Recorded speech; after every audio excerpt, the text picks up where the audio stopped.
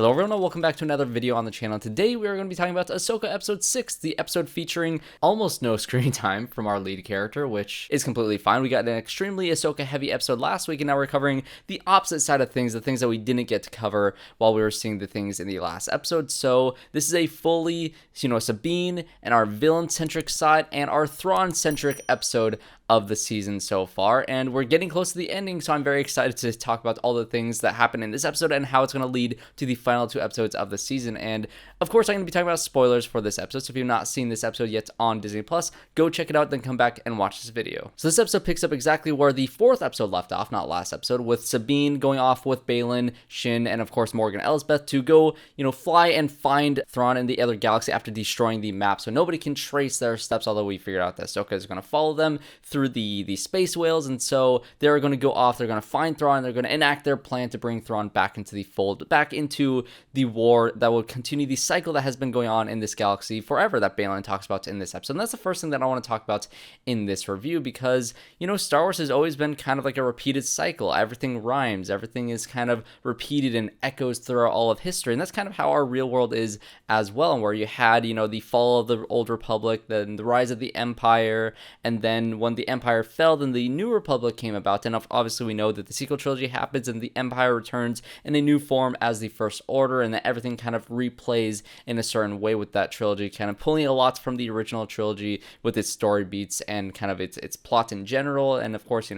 all those things happen there in the future, and BAYLAN kind of prophesizes this and sees this happening and sees that the Empire could rise once again, and he doesn't want to gain power through the means of, the villains rising once again. He very much seems like he doesn't want this to happen, that he wants to break this cycle that is happening. I think a lot of fans who especially do not like the sequel trilogy really want him to succeed, even though we know that he's not going to succeed in any kind of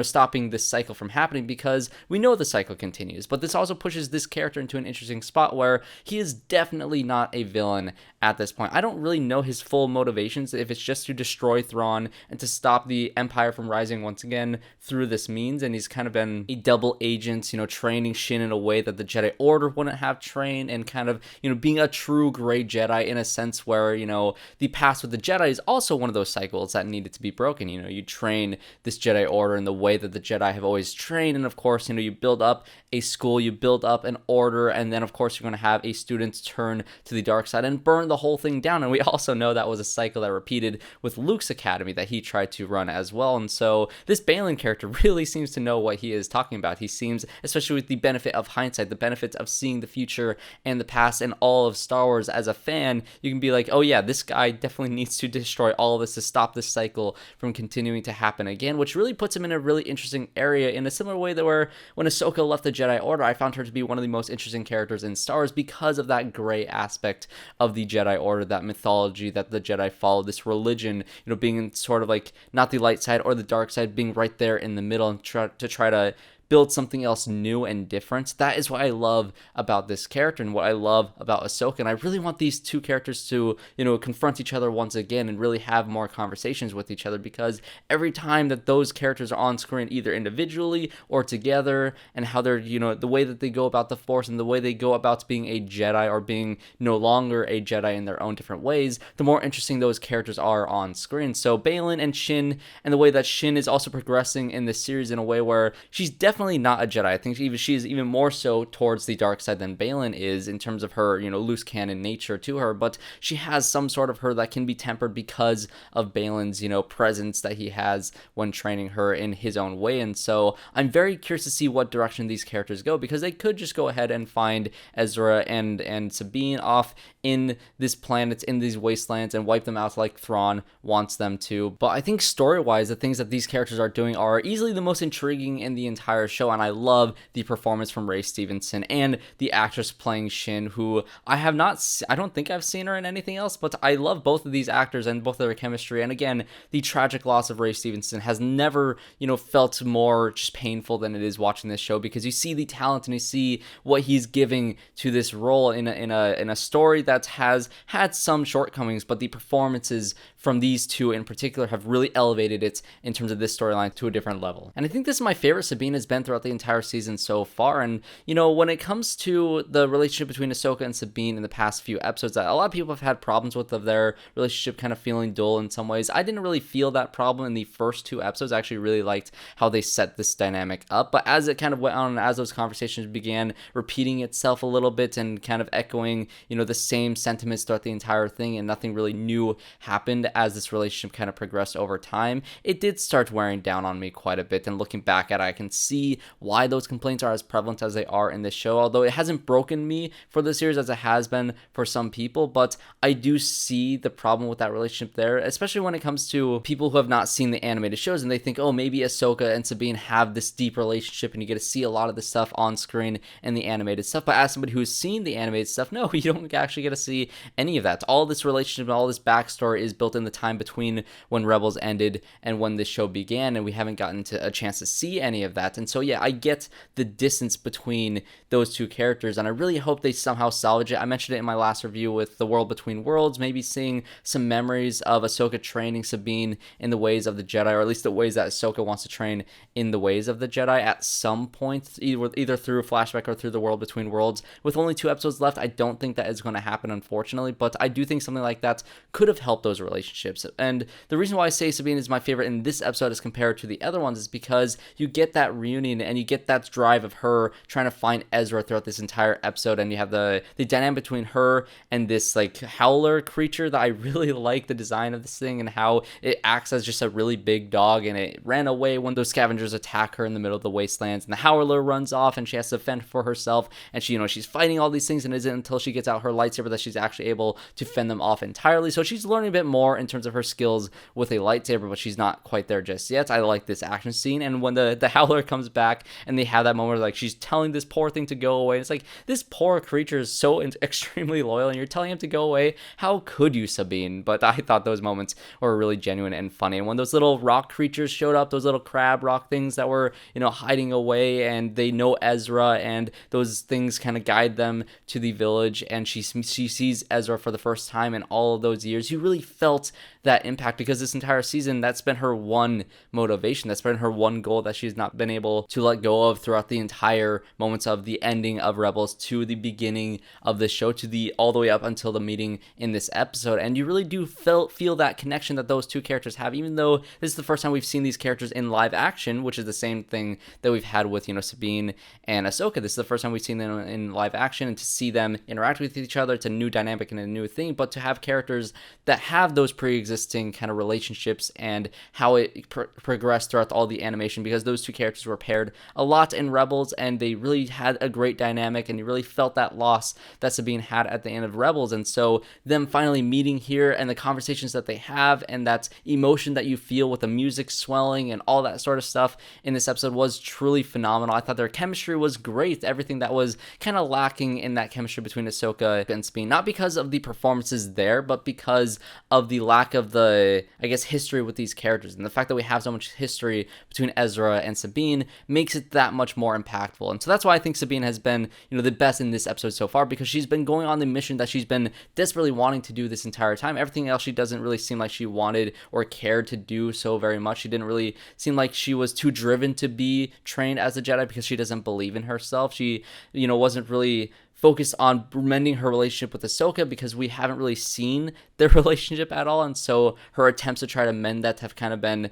a little bit left on the wayside because we don't have those connections with those characters. But even the short amount of time, just a couple minutes that we have with Ezra and Sabine on screen together, just work like magic. It just was magnetic, and the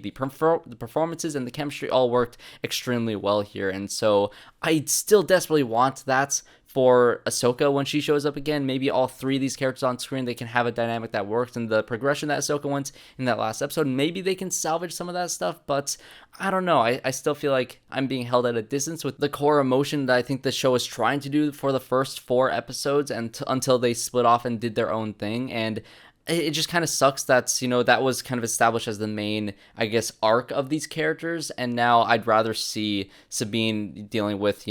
Ezra than anything to do with Ahsoka at this point, but I really hope they can mend that in some sort of way in the last 2 episodes, but we're running out of time here. But besides that, I think the plot progression throughout this entire season, even though the character progression has kind of been a rocky ride so far, the plot progression has been excellent. I love the pacing of this show. I love the visual look of this show. The visual effects are great. The sets and the locations and the sprawling nature of this adventure has been really cool to see, and the mystical side of the Force and the galaxy at hand has been really solid as well. I love the fact that we're seeing more of the Night Sisters of Dathomir. We're getting some more backstory with those characters. Apparently this is actually their home planet before they actually went to Dathomir, and so even though they're called the Night Sisters of Dathomir, they're not from Dathomir, so I guess that is kind of like a little wrinkle in that, but whatever. We get to see these other witches in this show performing their own little magic, and I really want to see if they have some sort of moments in the action sequences, because I love the Night Sisters of Dathomir from Clone Wars, and that was one thing I never in a million years would have thought we would see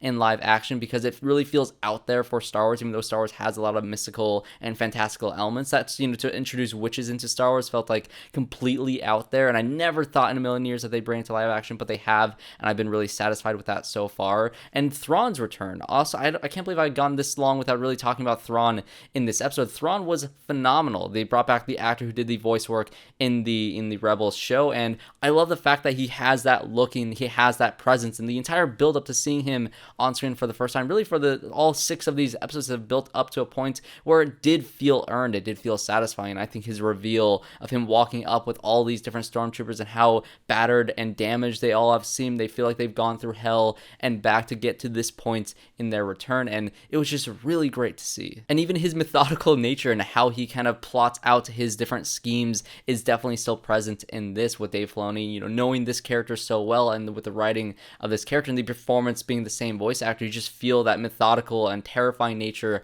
of this character being presented in live action that translated just as well as it did in animation. So I love all that. The fact that's when he finds out that there's another Jedi coming over through the space whales, and he thinks that it's Ahsoka. Now he wants to find out all the history with Ahsoka. What is she? Where was her home planet? Who was her master? What is her history? Where is she from? Like all these different things to use against her in like the mental battle that he will inevitably have with our lead character of this show is really exciting to see his just methodical nature and how he just plots that out in an instant, and he feels so just cold and very cruel in the way that he's going to do it. I cannot wait to see those characters interact as well. Just the presence of Thrawn has always been great in the animated show, even though, even Rebels had its bumpy moments with some of the episodes of Thrawn, but he was always one of those presences that's just really worked on screen, and just the writing of that character and how methodical he was always great to see. But that is where the episode ends, and I think if this were a different Disney Plus show, I definitely think this would have only had 6 episodes and we would have had 1 episode left at this point, and I would have been very upset. But the fact that they did 8, I'm so glad they did it for the show, because they've been able to take their time and pace things in a decent way and have built it up to 2 episodes being the climactic moments of this entire season. I do think that there is a very strong possibility that Thrawn is going to leave and escape this galaxy, and the season's going to end on a very dour and kind of looming, doom threats of Thrawn being back in the main galaxy, whether our heroes are going to be stuck in this other galaxy or they're going to go, escape with him in some sort of way. I don't exactly know what's going to happen in terms of that. I can also see them being stuck in this galaxy because they have absolutely no way to, impact the sequel trilogy if they are stuck in this galaxy. So I think it could go either way. What are you guys' thoughts on what is going to happen in the last 2 episodes of the season? I'm very excited to wrap this thing up in the next 2 weeks, so definitely subscribe to the channel if you enjoyed this review and you want to see more reviews just like this one. And we're also getting extremely close to October as well, so horror movies are on the rise, and pretty much every single week this month I've had some sort of horror movie be released in theaters in some sort of way. And of course, It Lives Inside comes out this week, so if you want to see the horror side of things, I definitely have It Lives Inside later this week, Saw X the week after, and I usually have this 13 Days of Halloween series that I do every single year, and it's pretty much already started because of all the horror films that have released in the past couple of weeks. So if you love the horror side of things, definitely subscribe to the channel to see more reviews just like those ones, along with Ahsoka. Last 2 episodes coming out the next couple of weeks, and I believe Loki starts also in October, so there's absolutely no shortage of content here on the channel for you guys to see if you guys subscribe. Again, leave a like on the video and comment down below all your thoughts on Ahsoka and what you think is going to happen in those last 2 episodes, and I hope to see you all in my next one.